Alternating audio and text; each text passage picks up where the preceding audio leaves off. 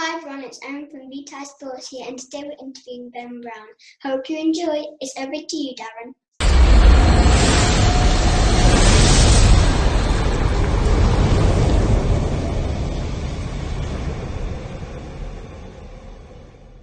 Ben, great to see you. How are you keeping? Yeah, good. Thanks, Darren. Good to see you.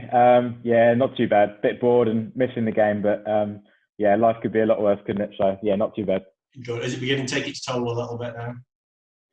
Yeah, I think so. I think like almost the weather's been so good, hasn't it, on the whole? So it just feels like we should be out there playing, and the groundsman's put up a couple of pictures of the ground. Just looks incredible. So yeah, really missing it. But as I say, I think at this point in time, you've got life in perspective. There's people that are in a lot worse positions than us as cricket players. So yeah, it's not too bad. Yeah, no, that's true, mate. That's true. And so what we're going to do this morning, just going to do a quick 10 questions with you to find out a bit more about Sussex captain Ben Brown. Are you ready for that? I'm ready. Okay. First one. Ben, just going with your cricket career. Who's the biggest influence on your career? Wow, that's a good question. I think probably I'd have to go right back to being a kid. And I think when Adam Gilchrist changed the whole perspective of wicketkeeper, I'd probably say that's been a big influence, because you started to realise what was expected as a keeper batter. I think before that, obviously watching Jack Russell as a wicketkeeper was just magic. I've seen a couple of videos actually going around at the moment of Jack, and he was incredible. So he was probably the first wicketkeeper I watched to inspire me to wicketkeep. And then, yeah, I think when Adam Gilchrist changed the role altogether, started to think probably I needed to get up the order from number 10 and 11 when I used to play for Sussex. So, yeah, I'd say it's a big influence. Yeah. So you knew you always wanted to be a wicketkeeper, did you? Yeah, I think so. I think it's just that sort of that character that goes with it. Like you kind of scrum half in rugby, wicketkeeper. I like to be kind of centre midfield. Always wanted the ball, so yeah, keeping seemed to make sense to me. Keep me amused. Yeah, excellent. Okay, question number 2. Who's the toughest opponent you've played in cricket? I'd actually say probably in my younger days, we used to play Lancs a lot. We had a good rivalry with Lancs, and I think Glen Chapple was just such a good bowler in the height of his career. And I just remember being sort of somewhere between 18 and 21 and just finding that that challenge was too good for me at that point. I think you always remember those sort of challenges when you're younger. You sort of realise the standard you want to get to if you want to be, a top player. So I think that sort of challenge really sticks in my mind early in my career. Obviously, we've played against top players that come and go in county cricket, but that one probably consistently made me feel I had work to do on my game. Sure. And who was your sporting hero growing up, then? I'd say Gianfranco Zola. I think from Chelsea. I'm a Chelsea fan, so yeah, going to the ground. I think he was sort of one of the first overseas players that came into the Premier League, if you like, and just ripped it up. It was unbelievable. I remember trying to practice the things he did in the garden, and yeah, I was lucky enough to see FA Cup final with my dad actually when Robbie Di Matteo scored really early on against Middlesbrough, and I think just watching that Chelsea team was probably a great start in terms of my sport. Sure. That might have answered the next question, which is which sport would you want to be number 1 in the world at, apart from cricket? Yeah, I think I'd have to be a football player. I think it's probably a boring answer. Mind you, I have been watching the Formula One Netflix series. I've never been a fan of Formula One, but it does look incredible, some of that footage. So yeah, I think the sporting documentaries that are about at the moment are amazing, aren't they? Yeah, very much so. So if it was a football, what position were you going to be? I think I'd probably go up front. I mean, I think centre midfield was always my role when I played football, but looks hard work. So maybe just stand up front, be a glory hunter. Although I don't think I'd be a target man at 5'8". Maybe like Zola, though, for Chelsea, mate. Exactly, yeah. Maybe like Hazard or something like that, just on the left. Excellent. Just going back to cricket, if you could have played in any cricket team in the history of cricket, which one would you want to play in? Well, I think that's a good question. There's obviously been some great teams. I mean, Dizzy's team for in Australia is probably up there as one of the best. Obviously, you think about those West Indies teams that dominated, but I think I'd probably just go back to the 2005 Ashes as an English guy. Watching that, I think I must have been maybe 14, 15. Yeah. I think it was unbelievably inspirational, and what they achieved through the whole game and for the whole country at that time.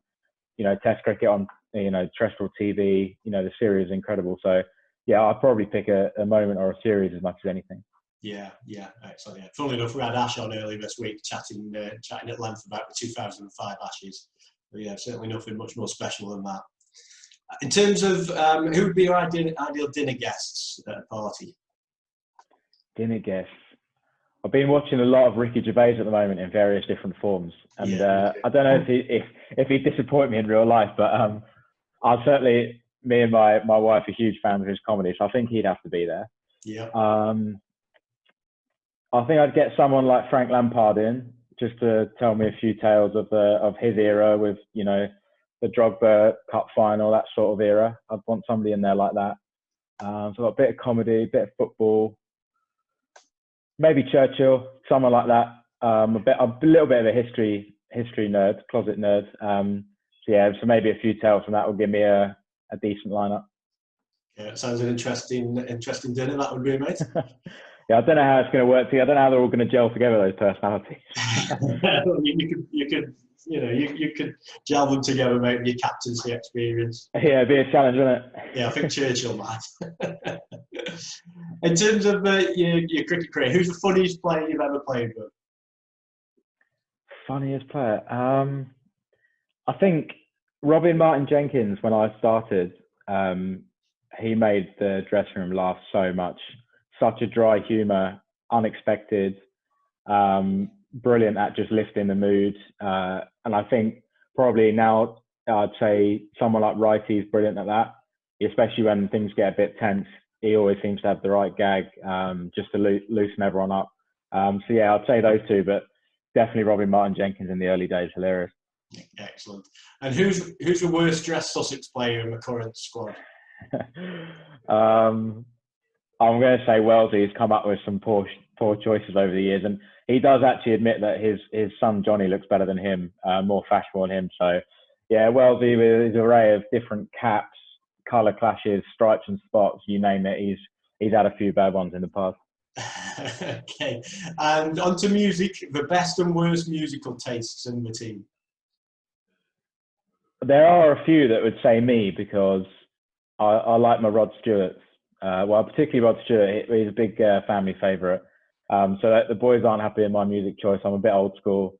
I'm sort of an Elton John, Rod Stewart era man, which goes down badly with the younger generation. I'm trying to think who plays DJ. Laurie plays DJ, but he's got the modern taste. So I'd begrudgingly say Laurie to maybe stay in fashion with what's going on at the moment, but not my taste. Okay. And the worst, you're saying yourself, you're putting yourself up there, are you? Who in your opinion's got the worst then? In my opinion, I think some of the dance music that flies about is just trash. That's not a bit of me. I don't know who plays it. It might be a combination of T, Salty. They're slightly younger, and once they get on I don't even know the songs. Once they get on the DJing, it's just appalling standards. I'd agree, mate. I'd agree. Final question, Ben. What's the funniest moment you've encountered on the cricket pitch? Something that immediately pops to mind was just because it was last year. Was Tom Haines hit James Harris in the pads, and he had this huge appeal running backwards, was facing the umpire, and he just did a slow topple. You may have seen it. It went pretty viral on social media, and he reminded me of the referee that got pushed by Paolo Di Canio. You know, that sort of like 2 or 3 steps backwards, but the inevitability of him going head over heels was just hilarious. So I'd probably say that. I actually look back at the footage now, and I thought at the time the LBW was no good. So we found it hilarious. I've looked back at the footage; it looks plumb. So it's maybe changed my perspective slightly. But no, it's a very funny moment from a funny lad. Excellent. Ben, thanks for spending time with us, and hopefully get some cricket in soon. You take care, mate. No problem. Thanks, Darren. Hope you enjoyed today's interview with Ben. And don't forget to hit that subscribe button and smash the bell. And don't forget to hit that like button to say posted on all of the videos we send out. Bye for now.